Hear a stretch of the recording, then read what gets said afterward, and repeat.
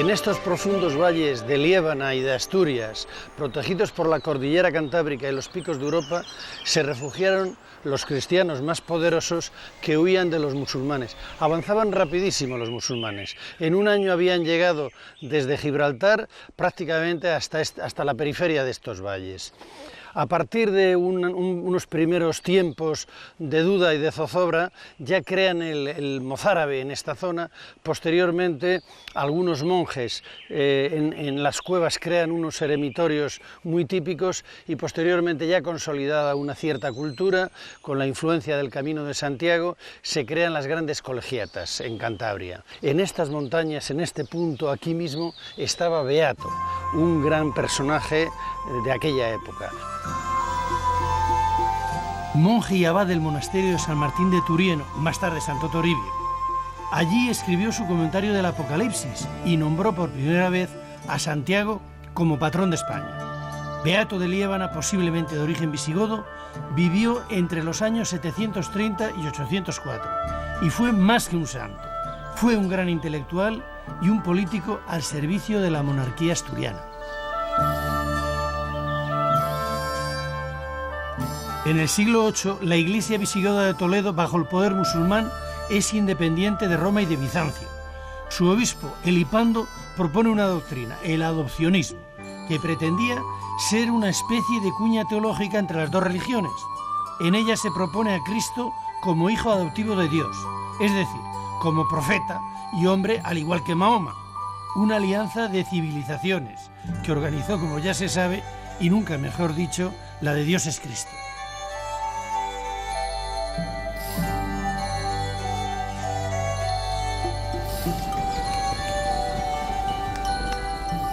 Beato de Liébana, en el año 785, junto a su aliado, el obispo de Osma, Eterio, rebate vehementemente el adopcionismo y encuentra ayuda inmediata en Carlomagno y en Roma. El éxito de Beato fue total, porque en adelante la Iglesia española sería la de la Reconquista. En su poema O Dei Verbum apoya al rey asturiano Mauregato y cita por primera vez la vinculación de Santiago Mayor con Hispania, llamándole además refulgente áurea cabeza de Hispania.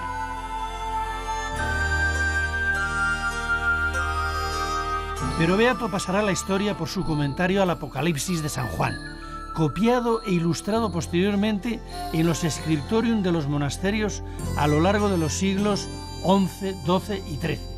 Estos libros, con sus miniaturas, hoy conocidos como beatos, no tendrán parangón ni en Oriente ni en Occidente.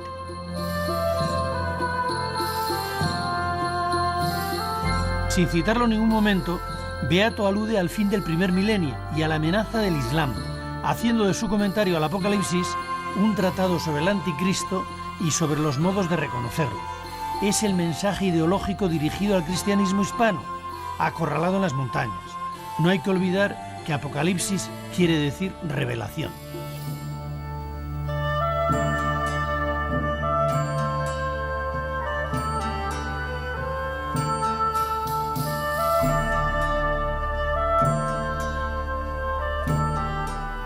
La influencia oriental, los ojos, las visiones estáticas, la sensibilidad africana del mundo copto siguen el compromiso de representar, como hizo Umberto Eco, la violencia y la gloria en un terreno puramente onírico.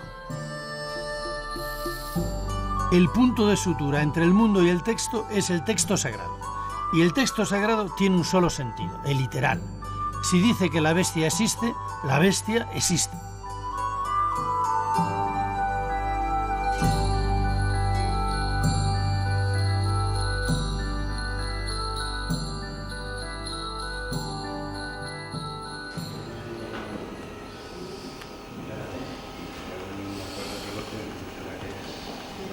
Toribio, arzobispo de Astorga, viajó a Tierra Santa en el siglo V y trajo, entre otros objetos, un trozo de la cruz de Cristo. En el siglo VII, el Lignum Crucis, el mayor fragmento conocido, es trasladado a Liébana desde Astorga para protegerlo de la invasión árabe.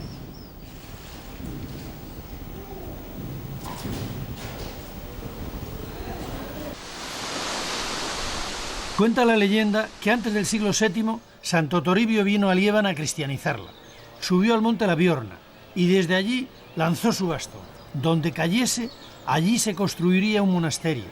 Y también cuenta la leyenda que fue ayudado por un buey y un oso, y que los lebaniegos, viendo el milagro, le ayudaron a construirlo.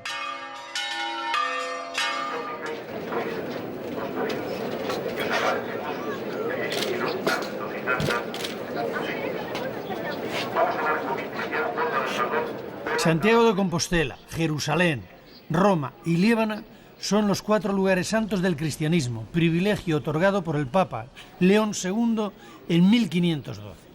Cuando Santo Toribio coincide en domingo, se celebra el Año Santo lebaniego, al que acuden miles de peregrinos de todos los lugares del mundo. En el santuario material,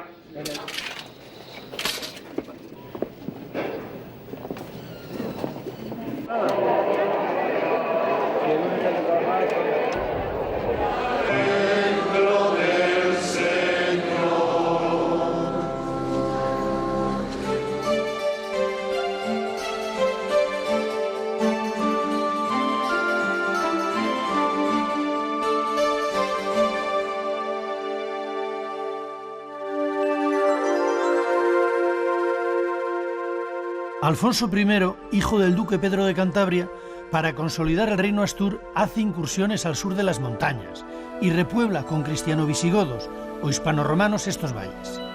Los primitivos eremitorios rupestres de Valderredible, en el siglo X, son las primeras fundaciones monásticas de estos repobladores, que fueron sin duda el potencial material y espiritual que hizo posible la futura empresa de la Reconquista.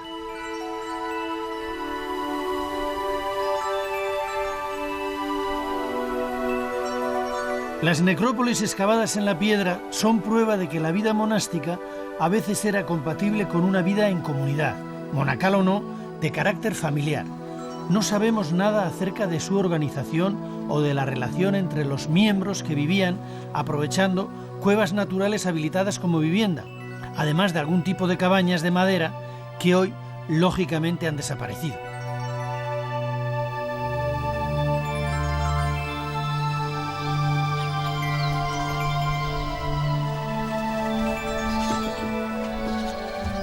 En otros casos, como en este de Arroyuelos, excavaban sus templos en lugares donde la roca era muy blanda, especialmente en afloramientos de arenisca o en cerros calizos.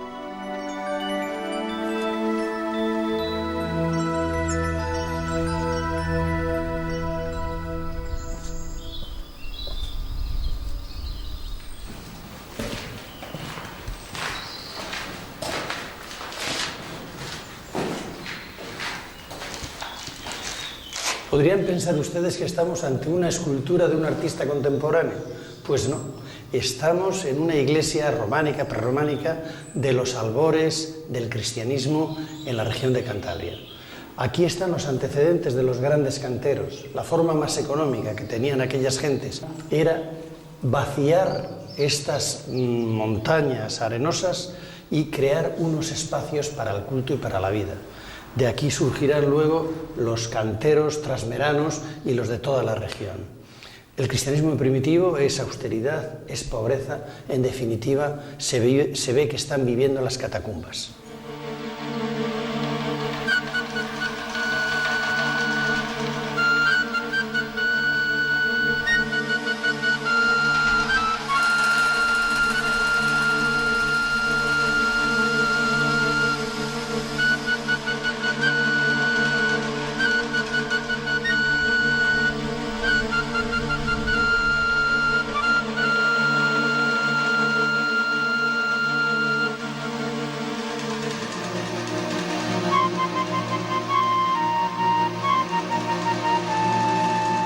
Al desaparecer la amenaza musulmana sobre Cantabria a partir del siglo X, las iglesias excavadas en la roca, protegidas por su identificación con el paisaje, se dejan de construir para levantar los nuevos templos ya de fábrica, es decir, con paredes de piedra.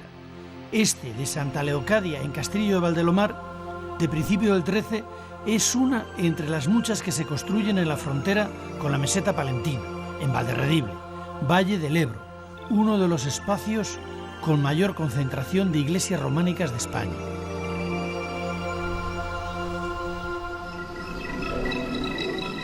De especial interés por la fecha de su obra, principios del 12, es San Juan de Villanueva de la Nía, que fue construida posiblemente por los mismos canteros que labraron San Pedro de Cervatos, como parece demostrarlo la calidad de su escultura y los temas obscenos y jocosos de los canecillos.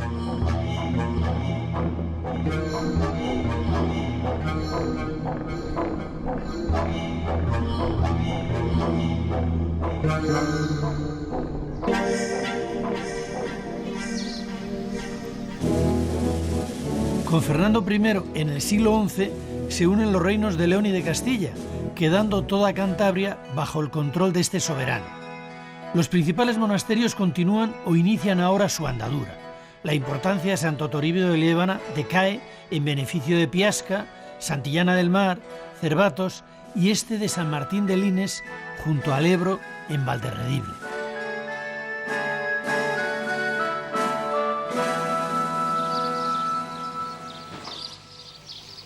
La iglesia que queda del monasterio de San Martín de Lines es una de las más bellas y monumentales de Cantabria, orgullo de Valderredible y testimonio de la antigüedad de la vida en este valle privilegiado. Este monasterio, que debió nacer en los primeros siglos de la repoblación, quizás con carácter familiar, tuvo antecedentes mozárabes ya en el siglo X. Protegido por condes y nobleza castellana, debió extender su influencia por todo el valle.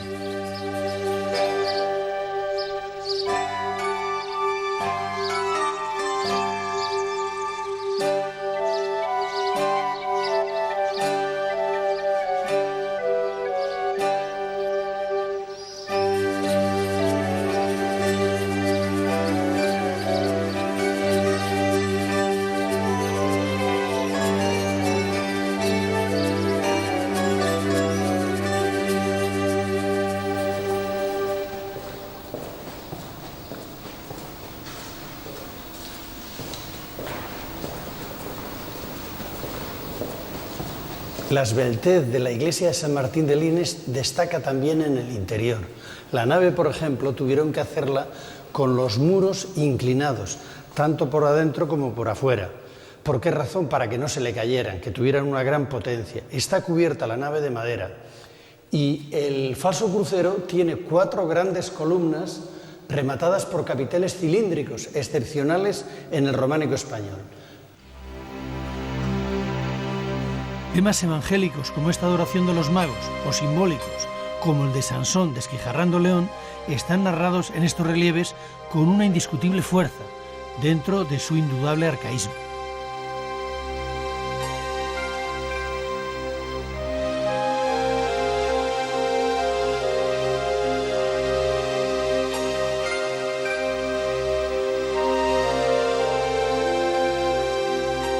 El ábside y presbiterio que tengo a mis espaldas están adornados por doble arquería.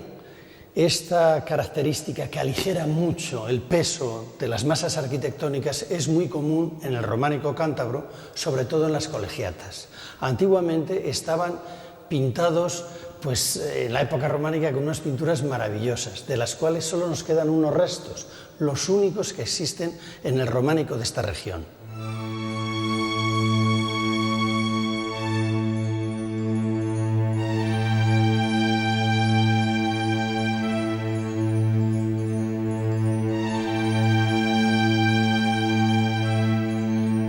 En el claustro quedan estas ventanas del anterior templo mozárabe.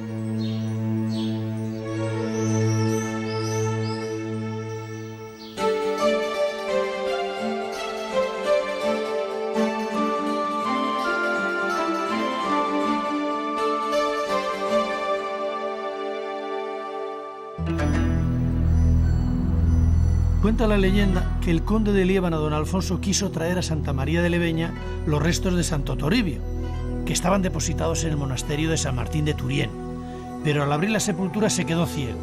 Con ello el santo manifestó su opinión contraria al traslado. El conde Alfonso, arrepentido, mandó construir la iglesia de Santa María en el año 925 y la donó al monasterio.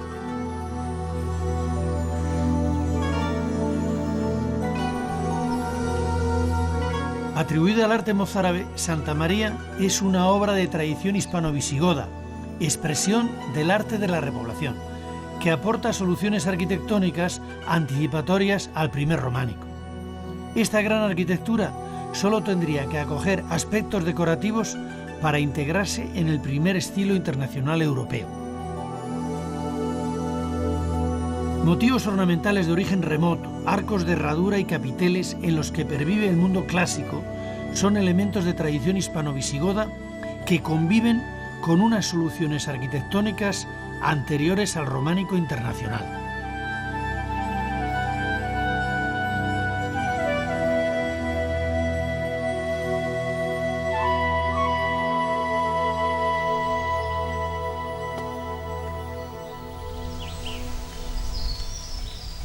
En el valle de Iguña, junto al pueblo de Bostronizo, escondida en un bosque de robles, se oculta esta pequeña ermita de San Román de Moroso, un pequeño tesoro del siglo X, contemporánea a Santa María de Leveña, que sigue la tradición hispano-visigoda.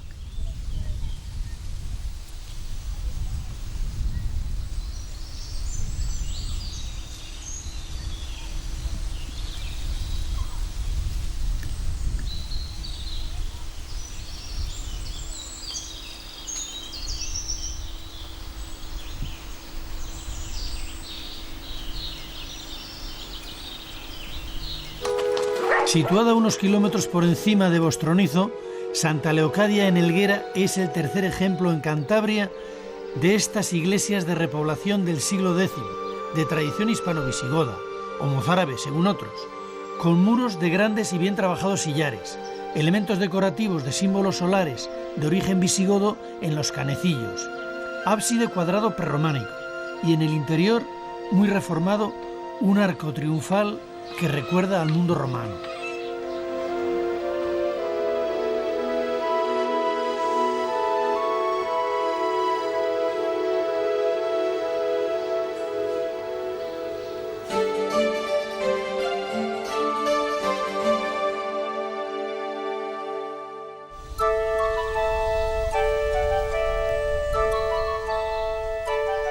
En el municipio de Cabezón de Liébana, próximo a Potes, se encuentra Santa María la Real de Piasca, otro de los grandes monasterios románicos de Cantabria, cuyo origen se remonta a los años de repoblación del reino asturiano a finales del siglo IX.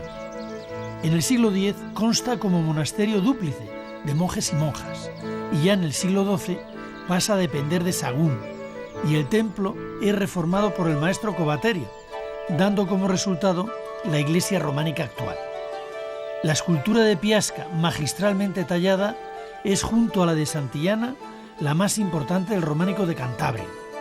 Aquí se formará una escuela de canteros que van a dejar huella en el entorno de Aguilar, en San Vicente de Ávila, las Huelgas de Burgos o en la excelente talla de Rebolledo de la Torre firmada por el mismísimo Juan de Piasca.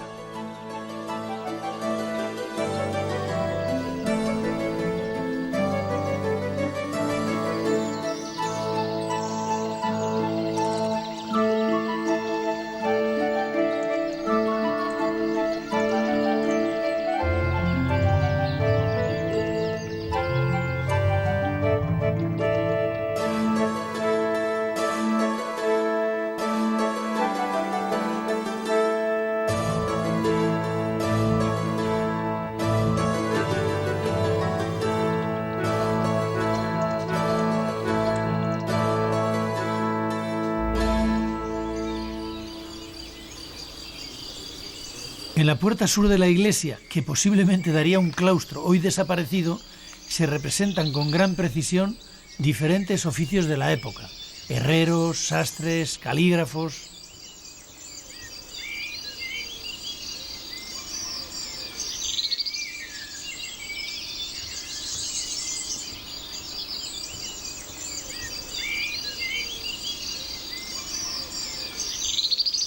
Pero es en las arquivoltas de la portada principal donde el trabajo de los escultores, dirigidos por el maestro Covaterio, tiene su mejor expresión.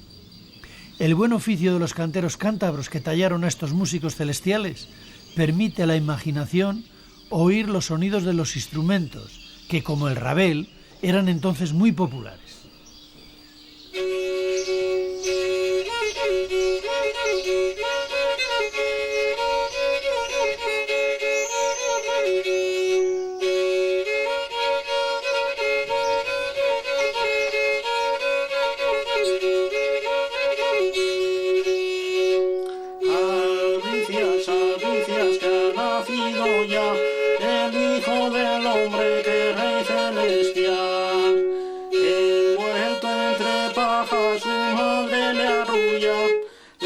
levanta una mano a la noche luna.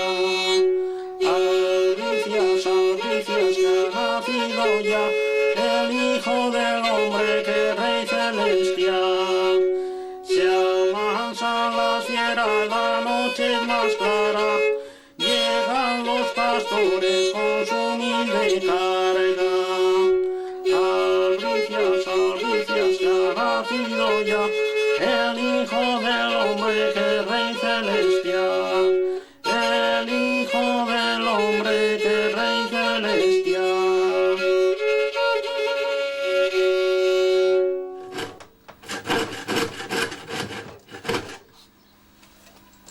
El rabel es un instrumento de cuerdas frotadas, se tañe con un arco y su origen, según todos los indicios, parece ser que es árabe y llegó a Cantabria a través de las rutas de la transhumancia.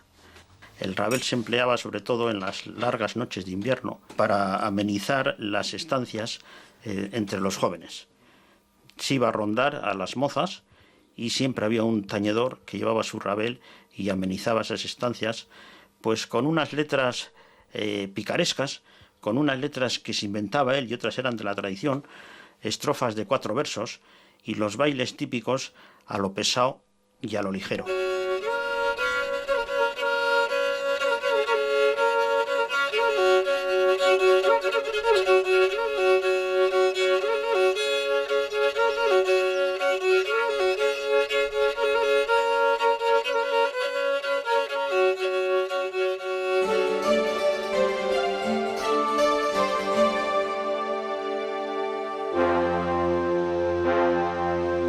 A pocos kilómetros de la costa se encuentra Santillana del Mar, un núcleo de repoblación en la que era entonces región oriental del Reino de Asturias, llamada Asturias de Santillana, que inició el rey Alfonso I, hijo del duque de Cantabria don Pedro, y casado con la hija de don Pelayo, Hermesinda. El gran desarrollo posterior de esta población se refleja en una de las obras más importantes del románico de Cantabria, la Colegiata de Santillana del Mar.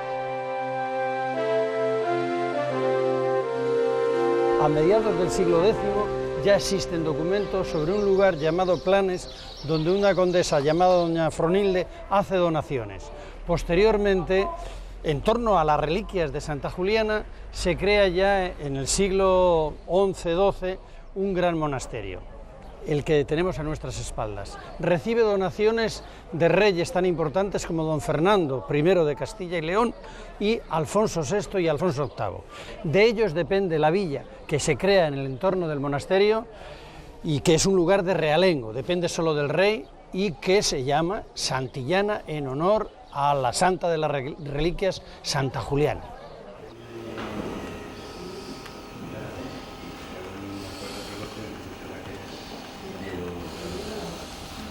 Santa Juliana es una mártir del siglo III después de Cristo.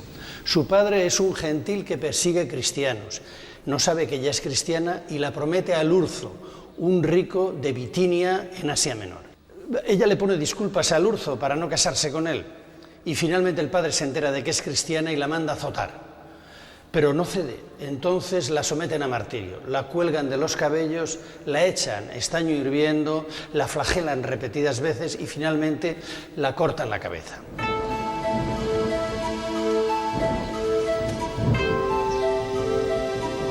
Construcción de clara influencia burgalesa de la primera mitad del siglo XII, muestra el ingenio del maestro de la obra en cómo alivia el pesado volumen y la gran altura de los ábsides con la construcción de ventanas profundas, impostas y columnas, además de una rica decoración escultórica.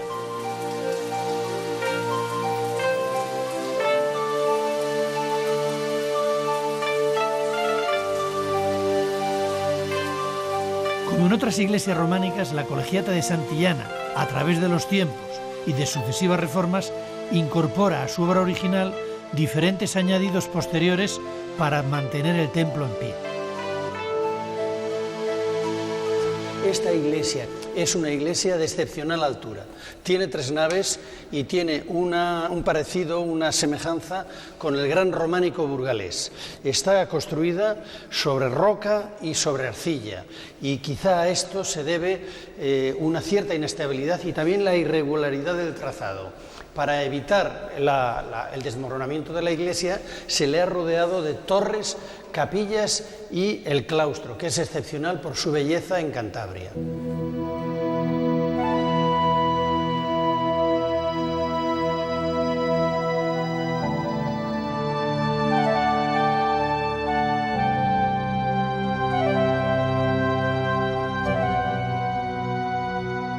El relieve de gran tamaño que adorna el ábside mayor podría corresponder a la antigua puerta románica, y es muy probable que sea del mismo maestro que trabaja en los capiteles del claustro.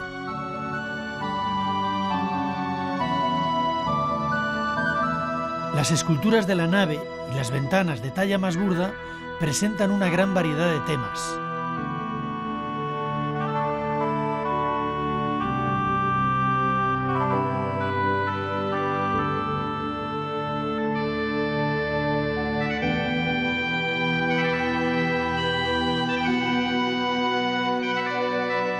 La gran pila bautismal con Daniel entre los leones, el relieve del Pantócrato o el de la Virgen y el Niño son las muestras que nos ponen en contacto con el gran maestro del claustro.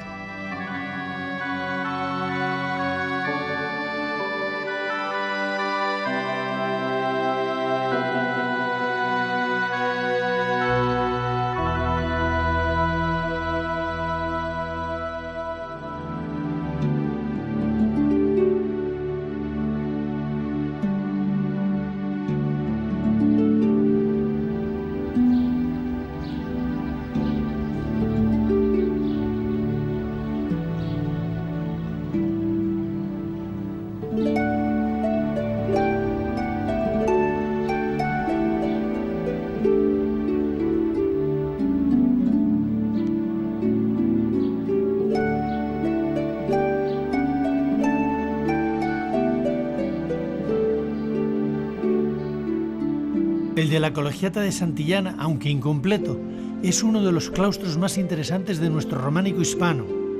En él se presenta una rica imaginería religiosa muy poco usual en otros claustros, con temas apocalípticos alternándose con exquisitos trabajos de entrelazados y cesterías.